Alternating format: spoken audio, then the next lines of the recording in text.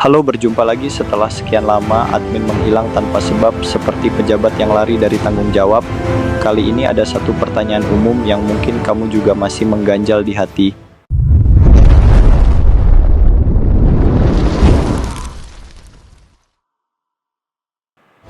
Pernah nggak sih kamu kepikiran, kenapa sekarang hujan sebentar aja langsung banjir?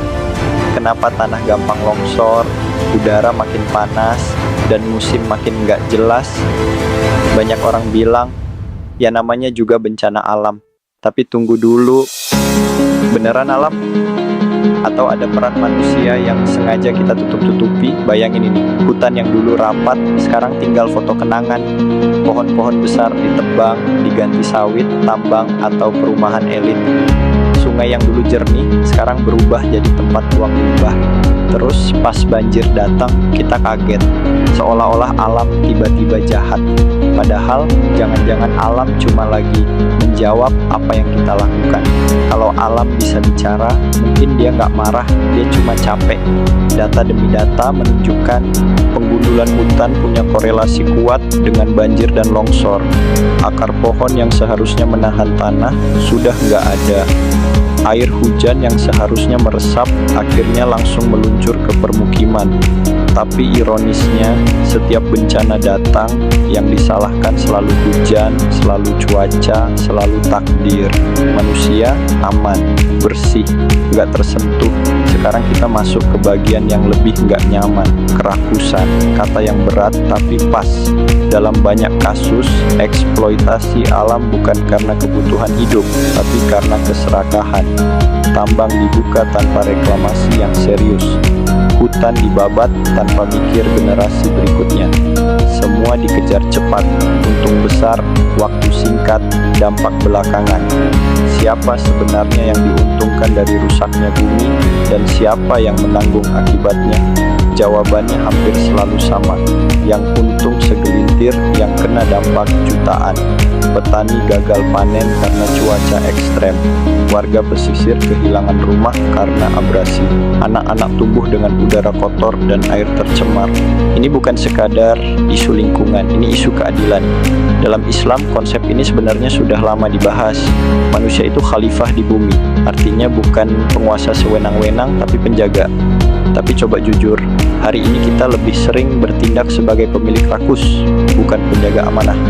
Padahal dalam Al-Quran jelas disebutkan bahwa kerusakan di darat dan laut terjadi karena ulah tangan manusia sendiri. Ayat itu bukan ancaman kosong, tapi cermin. Setiap kali kita buang sampah sembarangan, setiap kali kita mendukung produk yang merusak lingkungan tanpa peduli asal-usulnya, kita ikut menyumbang satu bata kecil pada tembok kerusakan itu. Mungkin kelihatannya sepele, tapi kerusakan ekologis nggak pernah datang dari satu tindakan besar saja. Dia datang dari jutaan tindakan kecil yang dianggap biasa.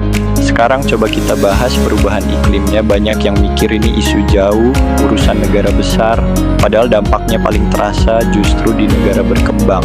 Musim tanam kacau, nelayan susah melaut, harga pangan naik. Ini efek domino dari gaya hidup global yang boros energi dan rakus sumber daya.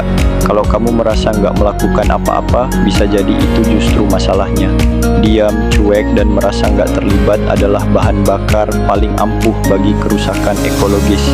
Islam mengajarkan amar ma'ruf nahi mungkar, bukan cuma soal moral pribadi, tapi juga soal sistem yang merusak, termasuk sistem ekonomi yang memeras alam tanpa batas.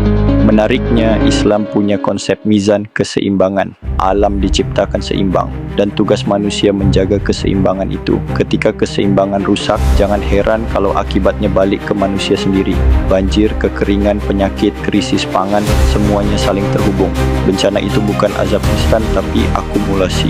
Akumulasi dari kebijakan serampangan, konsumsi berlebihan, dan mental yang penting untung sekarang. Dan yang lebih menyedihkan, seringkali kita baru peduli setelah jadi korban.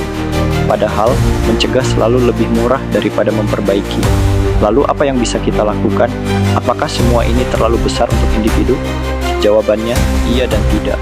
Kita memang nggak bisa menghentikan semua tambang ilegal sendirian, tapi kita bisa mulai dari kesadaran, dari cara konsumsi, dari keberpihakan pada kebijakan dan gerakan yang lebih ramah lingkungan. Islam nggak mengajarkan putus asa, selalu ada ruang taubat, selalu ada ruang perbaikan.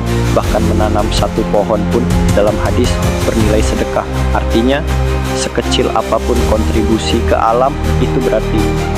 Mungkin bumi nggak butuh manusia, tapi manusia jelas butuh bumi. Pertanyaannya sekarang, kita mau terus pura-pura nggak tahu atau mulai ambil peran? Karena di masa depan, generasi setelah kita nggak akan bertanya siapa yang paling kaya, mereka akan bertanya siapa yang dulu diam saat bumi dihancurkan. Kalau kamu pengen bahasan isu viral dari perspektif Islam yang bikin mikir, klik like dan subscribe sekarang, dan sampai jumpa di konten selanjutnya. Salam satu perjuangan.